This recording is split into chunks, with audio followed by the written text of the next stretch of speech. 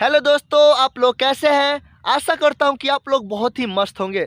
आज मैंने finally decide कर लिया है कि मैं आज से ब्लॉग बनाऊंगा।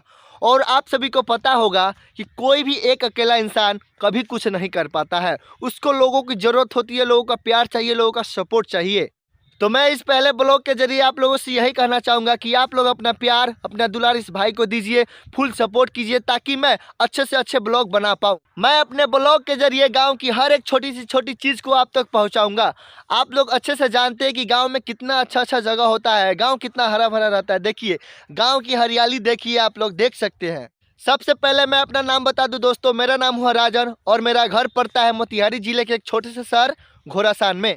ये आप सभी को पता ही होगा कि शहर के ब्लॉग से काफ़ी ज़्यादा शानदार गांव का ब्लॉग होता है। गांव का ये नज़ारा होता है। बहुत लोग चाहते हैं कि हम गांव का ब्लॉग देखें, पर बहुत कम ऐसे लोग बनाते हैं। तो मैं अभी फ्री हूँ, मेरे पास अभी कोई काम नहीं है। और आप सभी को पता होगा कि अगर किसी इंसान के पास कोई काम नहीं रहता है तो हमेशा नया नया तौर तरीका, हमेशा नया नया कुछ करने की कोशिश करता है।